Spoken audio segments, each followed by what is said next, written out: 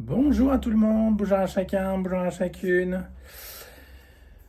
Bon, une vidéo qui annonce la sortie de mon dernier ouvrage, donc après l'intelligence autonome du corps, donc qui vous parlait de la sphère sensorielle, après la sphère émotionnelle et cognitive de mes précédents ouvrages. Donc là, la sphère sensorielle avec les fascias, avec le corps qui pilote la tête à 80%, avec les nerfs vagues, etc. Et donc toute l'intelligence neurosensorielle du corps. Après, on a abandonné la sphère neurologique. En tout cas, on s'est intéressé à ce qui se passait en amont de la sphère neurologique. Et là, on est allé voir les liens entre le champ quantique, donc la conscience quantique, et les liquides du corps, et donc les échanges entre les deux. Entre cette conscience du champ, ce champ d'information, ce champ de conscience global qui nous englobe, et ces interactions avec nos liquides, donc les échanges lumière-matière en permanence, et comment ce champ nous influence en permanence en influençant nos liquides corporels. Donc c'était l'eau et la conscience quantique.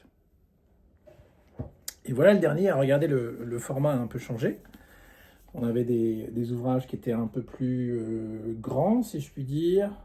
Donc un peu moins, je dirais, épais. Là maintenant, ils sont plus épais et le format est plus petit. Mais c'est très agréable de tenir ça en main. C'est très agréable à manier, à manipuler. Si vous voulez prendre des notes, si vous voulez souligner, c'est beaucoup plus simple, je trouve. Voilà, donc c'est le petit dernier. Le gros dernier, hein, il fait 480 pages. Les langages quantiques du vivant. Donc là, on se retrouve. On a commencé par les pensées. Il y a 10 ans, la révolution quantique de la pensée, puis on est passé par la sphère émotionnelle avec l'intelligence quantique du cœur, puis on est passé, comme je vous disais tout à l'heure, dans la sphère neurosensorielle, donc qui est en amont des émotions et des pensées, dans l'intelligence autonome du corps, et puis on repousse encore les limites de l'origine de la vie, donc de l'origine de toutes vos situations de vie, avec l'eau et la conscience quantique. Et là, on va se retrouver dans l'arrière-plan de la réalité. Donc on repousse encore toute l'origine de nos situations de vie, de notre apparition en tant qu'être humain. Et on va se retrouver dans l'arrière-plan de la réalité, à travers tous ces langages. Donc on va dialoguer directement avec le champ de conscience quantique. Et là, on va se rendre compte qu'en fait, on vit dans un rêve, le rêve du quotidien, un peu comme nous le propose le film Matrix. Ce rêve où on croit être ce corps et on croit vivre des relations avec d'autres corps, etc. On va aller visiter et explorer et découvrir ce qui est réel, c'est-à-dire avant le rêve, hein. Donc ça fait un peu rêver, c'est le cas de le dire, et ça peut être un peu vertigineux. Et on va explorer ensemble tous les langages de la réalité avant que la réalité n'apparaisse, hein. C'est-à-dire qu'est-ce qui en fait se situe avant que notre réalité apparaît et quels sont tous ces langages quantiques. Alors il y en a plusieurs, dans cet ouvrage il y en a déjà plusieurs, il y en a d'autres qui sont apparus depuis, mais dans cet ouvrage vous en avez déjà plusieurs. Donc vous allez avoir plusieurs langages de la vérité, langage du réel, donc cet arrière-plan de la réalité à 360 degrés, ce qui nous englobe, ce qui fait qu'en fait notre réalité apparaît dans notre espace de conscience, et qu'est-ce qui pilote ça, et comment c'est piloté à travers différents langages quantiques que vous allez découvrir dans ce nouvel opus.